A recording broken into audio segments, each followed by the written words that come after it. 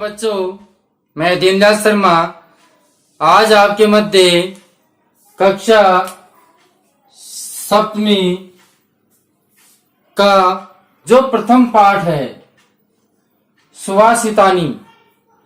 सुभाषितानी का तात्पर्य है अच्छे वचन। आज हम इस पाठ का अर्थ समझेंगे।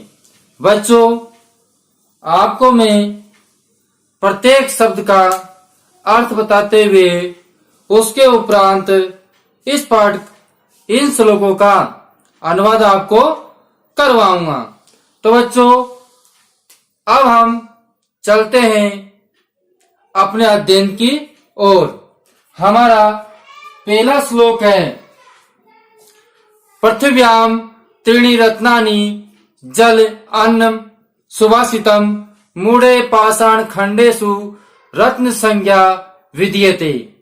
तो बच्चों, हमारा पहला श्लोक है पृथ्व्या त्रीणि रत्नानि। पृथ्व्या मानी पृथ्वी के, त्रीणि मानी तीन, पृथ्वी के तीन, रत्नानि मानी रत्न, रत्नानि मानी रत्न। तो पृथ्वी के तीन रत्न हैं। पृथ्वी के तीन रत्न हैं जलम और अन्नम। जलम अन्नम, जल अन्न। देखिए बच्चों, इसका हम संधिक्षेप करेंगे तो क्या हो जाएगा? जलम प्लस अन्नम, तो जल और अन्न। और तीसरा है सुभाषितम मानी अच्छे वचन। तीसरा कौन सा है? सुभाषितम, अच्छे वचन। तो पृथ्वी के त्रीणि रत्नानि, पृथ्वी के तीन रत्न है जल अन्न और सुभाषित। जल मानी पानी, अन्न मानी अनाज और सुभाषित मानी अच्छे विचार। मूढ़े, मूढ़े का मतलब होता है मूर्ख। मूढ़े का मतलब क्या होता है बच्चों? मूर्ख। पाषाण खंडेषु, जो पत्थर के टुकड़े हैं। जो मूर्ख व्यक्ति है वो पाषाण खंडेषु, पत्थर के टुकड़े को भी रत्न संज्ञा, रत्न की संज्ञा विधीयते दे देता है। जो मूर्ख व्यक्ति है वो पत्थर के टुकड़े को भी रत्न की संज्ञा दे देता है। तो बच्चों, आपको पहला जो श्लोक है समझ में आ गया होगा। मैं एक बार और पुनः आपको बता देता हूं। पृथ्वी के तीन रत्न हैं जल, अन्न और सुभाषित। जल का मतलब पानी, अन्न का मतलब अनाज, सुभाषित का मतलब अच्छे वचन। मूढ़े पाषाण खंडेषु, जो मूर्ख व्यक्ति है वह पत्थर के टुकड़े को भी रत्न की संज्ञा देता है। अब बच्चों, एक बार मैं आपके सामने अनुवाद लिख रहा हूं, उस पर भी आप ध्यान देना। अब हम इस श्लोक का हिंदी अनुवाद करते हैं। तो सुनिए। इस धरती पर, क्या बताया था बच्चों हमने? इस धरती पर क्या है?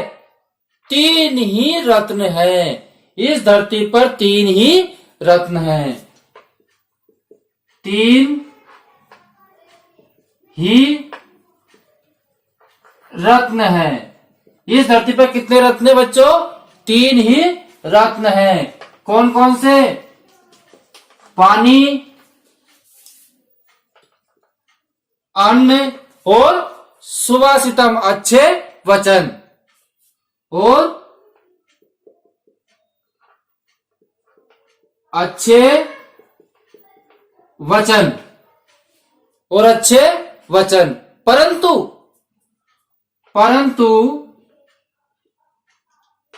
जो मूर्ख व्यक्ति होता है, परंतु मूर्खों के द्वारा या मूर्ख व्यक्ति के द्वारा, परंतु मूर्खों के द्वारा, परंतु मूर्खों के द्वारा पत्थर के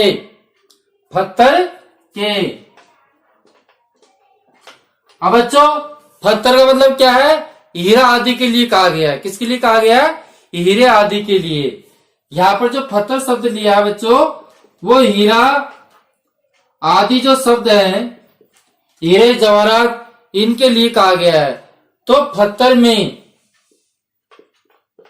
क्या करते हैं? वो रत्नों की संज्ञा दी जाती है। पत्थरों में किसकी संज्ञा दी जाती है? रत्नों की संज्ञा दी जाती है। पत्थरों में रत्नों की संज्ञा। अब बच्चों संज्ञा का तात्पर्य क्या है? नाम। संज्ञा का मतलब क्या होता है बच्चों? नाम। दी जाती है, दी जाती है। इसी प्रकार हम कह सकते हैं अर्थात जो मूर्ख है, अर्थात जो मूर्ख लोग हैं। कौन से लोग बच्चों? मूर्ख लोग। जो मूर्ख लोग है वो हीरा आदि को ही रत्न कहते हैं। मूर्ख लोग हीरा आदि को ही रत्न कहते हैं। जो मूर्ख लोग हैं वो हीरे आदि को ही रत्न कहते हैं। बल्कि बच्चों आप इस श्लोक के माध्यम से समझ गए कि रत्न कौन कौन से हैं। हमारे रत्न केवल 3 ही हैं, जल, अन्न और सुवासिक। लेकिन मूर्ख व्यक्तियों से पूछते हैं रत्न क्या है, तो रत्न के लिए क्या कहता है कि हीरे हैं, जवाहरात है, ये पुखराज है, ये फलाना मोती है। तो इस प्रकार का मूर्ख लोग ऐसे बताते हैं। तो अब हम श्लोक क्रमांक 2 का अध्ययन करेंगे। बच्चों हमारा श्लोक क्रमांक 2 है, सत्येन धारिते पृथ्वी सत्येन तप्ते रवि सत्येन वाति वायुश्चे सर्वे सत्येन प्रतिष्ठितम। सर्वे सत्य प्रतिष्ठितम। तो बच्चों अब हम इसका अर्थ करते हैं। देखिए, सत्येन धारिते पृथ्वी। पृथ्वी का मतलब क्या है? धरती। धरती क्या करती है? सत्य मानी सत्य को। धरती सत्य से, धरती सत्य से धारित मानी धारण करती है। ध्यान दे बच्चों कि जो पृथ्वी है वो सत्य से धारण करती है या की जाती है। इसी प्रकार सत्येन तपते रवि। सत्य माने सत्य से, तपते माने तपता है। कौन? सूर्य। तो सूर्य सत्य से तपता है। सूर्य किससे तपता है बच्चों? सत्य से तपता है। तो पहली पंक्ति का ध्यान से देखें, धरती सत्य से धारण की जाती है। धरती सत्य से धारण की जाती है। और दूसरा है सूर्य सत्य से ही तपता है। क्या है बच्चों? सूर्य सत्य से ही तपता है। और सत्येन वाति। वाति का मतलब क्या होता है बच्चों? वायु। वाति का क्या होता है? वायु। और सत्य से ही, और सत्य से ही क्या चलती है? हवा चलती है, वायु चलती है। और बच्चों सत्येन वाति वायुश्चे। और सत्य से ही हवा चलती है। सर्वे सत्य प्रतिष्ठितम। सर्वे मानी सब कुछ। सर्व मानी सब कुछ। सत्य मानी सत्य पर ही। प्रतिष्ठित मानी स्थित है। और सब कुछ सत्य में ही स्थित है। और सब कुछ बच्चों किस में स्थित है? सत्य में ही स्थित है। पुनः एक बार ध्यान से देखें, सत्येन धारिते पृथ्वी। धरती सत्य से ही धारण की जाती है। सत्येन धारिते पृथ्वी। धरती सत्य से ही धारण की जाती है। सत्येन तपते रवि। सूर्य सत्य से ही तपता है। रवि मानी सूर्य। सत्य मानी सत्य से ही, तपते मानी तपता है। तो बच्चों कर्ता कर्म और क्रिया। इसी प्रकार सत्यनुवाती वायु से, और सत्य से ही वायु चलती है, सत्य से ही वायु चलती है। सर्वे सत्य प्रतिष्ठितम, और सब कुछ सत्य में ही स्थित है, अर्थात सब कुछ सत्य पर ही निर्भर है। अब बच्चों अब हम श्लोक क्रमांक 2 का अध्ययन करते हैं। ध्यान दें बच्चों, हिंदी अनुवाद। आप पहला शब्द देखिए, सत्येन धारते पृथ्वी। सत्येन धारते पृथ्वी कहने का मतलब धरती सत्य से ही, धरती सत्य से ही, धरती सत्य से ही धारण की जाती है, धारण की जाती है, की जाती है। आगे बच्चों इसका यहां तक अपना अर्थ हो गया। अब सत्येन तपते रवि, जो सूर्य है वो सत्य से ही तपता है। सूर्य किससे तपता है बच्चों? सूर्य सत्य से ही तपता है। सूर्य किससे तपता है? सूर्य सत्य से ही तपता है। अब सत्यनुवाती वायु से, सत्यनुवाती वायु से और सत्य से ही हवा चलती है, और सत्य से ही हवा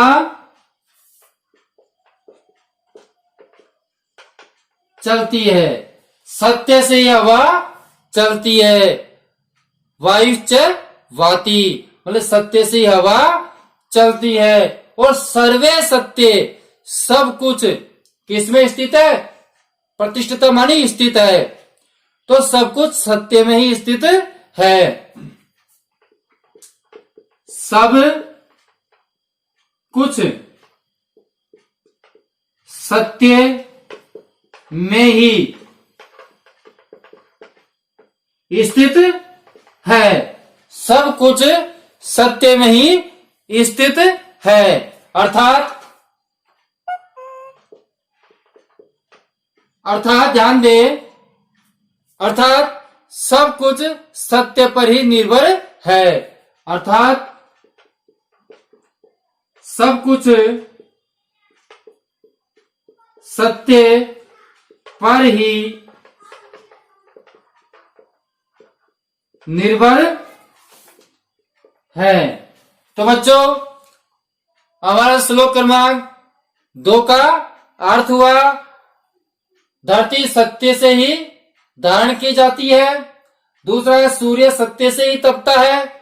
तीसरा, सत्य से ही हवा चलती है। सब कुछ सत्य में ही स्थित है, अर्थात सब कुछ सत्य पर निर्भर है। तो मूलभूत मेन बात क्या है बच्चों? सत्य। अगर धरती है तो सत्य पर टिकी हुई है, सूर्य तपता है तो सत्य पर तपता है, वायु हवा देती है तो सत्य पर देती है। तो सब कुछ हमारा सत्य में ही स्थित है और सब कुछ सत्य पर ही निर्भर चलता है। तो बच्चों इस प्रकार हमारा श्लोक क्रमांक 2 पूर्ण हुआ। 3 है, दाने तपसी शौर्य च विज्ञाने विने नये विस्मयो नये ही कर्तव्यो बहुरत्ना वसुंधरा। तो बच्चों इस श्लोक के अंतर्गत कुछ चीजें ऐसी बताई गई है जिनका हमको आश्रय नहीं करना चाहिए। हमको किन किन चीजों पर आश्रय नहीं करना चाहिए वो इस श्लोक के अंतर्गत बताया गया है। इस श्लोक का अर्थ बताने से पूर्व मैं आपसे बच्चों एक बात कहता हूं कि जिन्होंने हमारे चैनल को सब्सक्राइब नहीं कर रखा है वह चैनल को सब्सक्राइब जरूर करें, क्योंकि हमारे आने वाले वह पिछले वीडियो उन्हें प्राप्त हो सके। इसलिए बच्चों चैनल को सब्सक्राइब जरूर करें। अब श्लोक क्रमांक 3 का अर्थ हम देखते हैं। बच्चों दाने माने दान, दाने माने दान। दान हम किसी व्यक्ति को कोई वस्तु देते हैं, वो क्या होता है बच्चों? दान होता है। तपसी तप, तपसी माने तप। शौर्य, शौर्य का मतलब होता है बल, शौर्य का मतलब बल।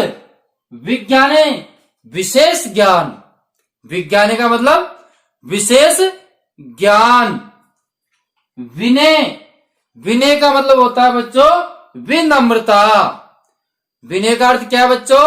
विनम्रता।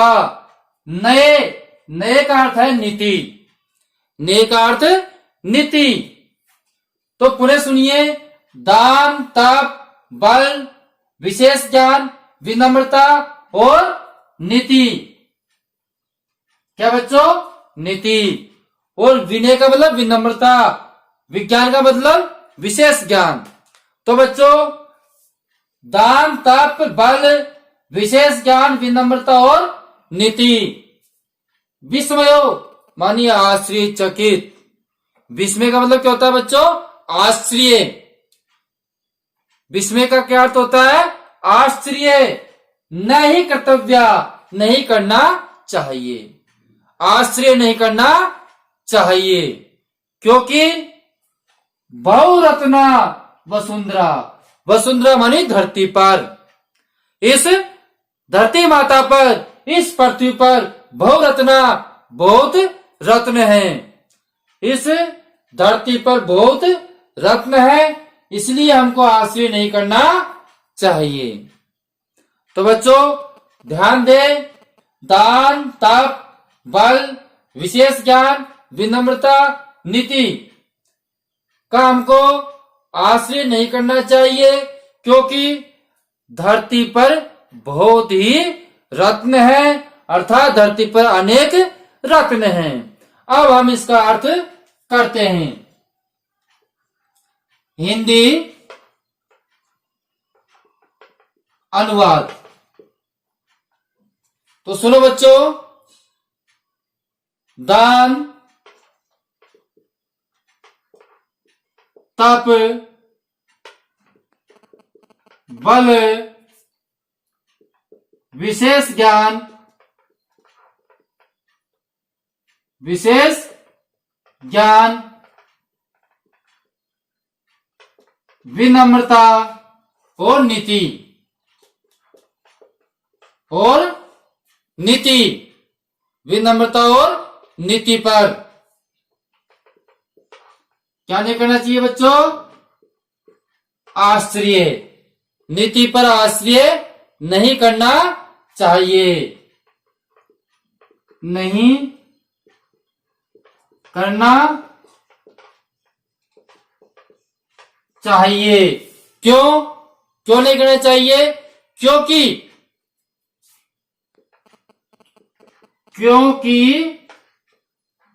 पृथ्वी पर, क्योंकि पृथ्वी पर अनेक रत्न हैं, क्योंकि पृथ्वी पर अनेक रत्न हैं, क्योंकि पृथ्वी पर अनेक रत्न हैं, अर्थात